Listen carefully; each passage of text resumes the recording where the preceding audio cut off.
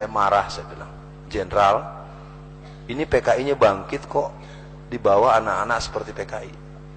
Rupanya beliau tahu. Ya Ustadz, karena memang di bawah ini kami ini menjadi orang yang serba salah. Sudah sulit keuangan, sulit bisnis, sulit bergerak, dan sulit untuk memerankan diri. Karena senjata yang dimiliki oleh TNI Angkatan Darat maupun TNI secara umum itu jauh lebih rendah kualitasnya daripada polisi. Polisi hari ini punya senjata-senjata organik yang sangat modern. Jadi kalau sampai ribut polisi dengan tentara, tetap polisi akan habis, tetapi mereka punya senjata yang hebat. Saya tidak ingin lebih jauh, mungkin kita tuntaskan dulu ini, nanti kita dialog bagaimana Cina itu bergerak terus. Bagaimana Cina yang kemudian memberikan satu mekanisme sehingga 2% mereka menguasai kita. Jadi kita bisa pahami bagaimana orang-orang, apa usaha orang-orang Cina di masa-masa mereka menghadapi pra-kemerdekaan. Kita ingin katakan dengan tegas, tidak ada. Orang Cina itu selalu jadi benalu, selalu bertampil di zaman Belanda jadi hamba Belanda. Di zaman Jepang, Cina pernah dijajah Jepang. Silakan buka sejarah. Cina yang sebesar itu pernah dijajah oleh Jepang. Di zaman PKI, dia PKI, contohnya siapa? Ya Ahok. Ahok itu masuk menjadi Bupati Belitung Timur tahun 2004 lewat partai afiliasi Baperki. Baperki itu Cina PKI.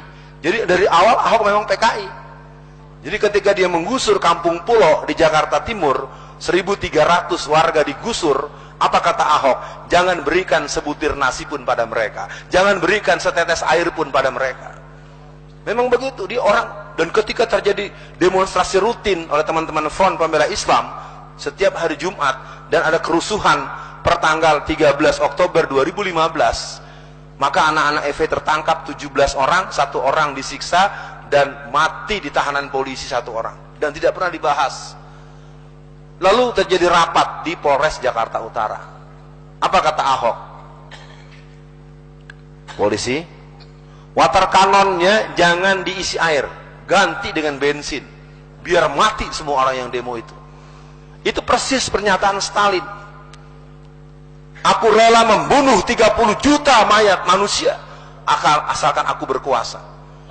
Jadi dalam acara di Mata Najwa, di koran, di media televisi yang bernama Metro TV itu, ya, itu Najwa Shihab bertanya kepada si Ahok, Hok, bagaimana anda? Oh biarin saja, biar aja 2.000 orang mati, nggak masalah. Yang penting pembangunan Jakarta lancar.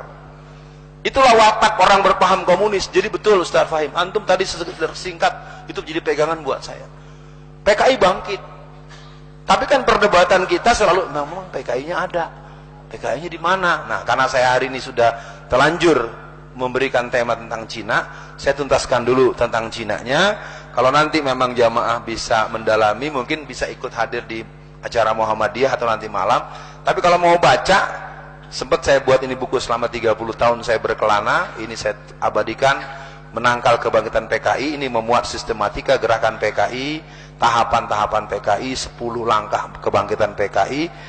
Di sini ada